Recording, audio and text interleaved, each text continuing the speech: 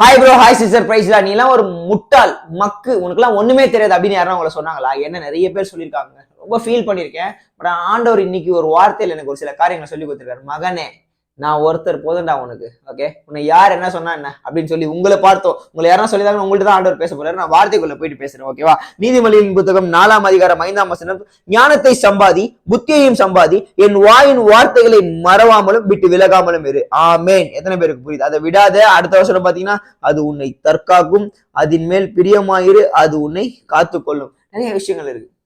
அடுத்த வசனம் நான் எடுக்கல, ஒரு வசனத்தை மட்டும் சொல்றேன்.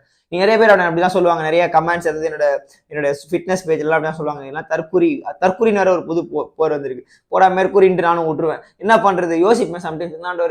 ஆண்டவர் சொன்னாரு இன்னைக்கு சொல்லி விடுவார், ஞானத்தை சம்பாதி, புத்தியை சம்பாதி. ஆண்டர் இதெல்லாம் இப்ப எங்க ஆண்டர்? இப்போ காசு சம்பாதிக்கணும், வேலை செஞ்சா கொடுப்பாங்க. இதை எங்க ஆண்டர் சந்திக்கணும்? என் வார்த்தையில இருக்குது. என்ன படி, என் கூட இரு, நான் உன்னை ஞானவானா மாத்துறேன்.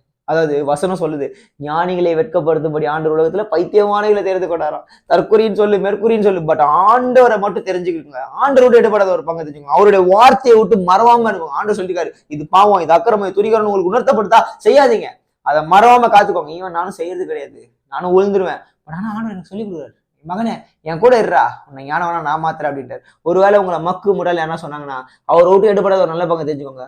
உங்களை அதிஞானவனா மாற்ற அவர் அதிக வல்லவரா இருக்கார். புரியுதா? புரியல திரும்ப கிழக்கு இன்னும் தெளிவா புரியும். இதனால இல்லாம கருத்துருக்கு சோத்திரம். ஆமேன். அல்லேலூயா. Love you.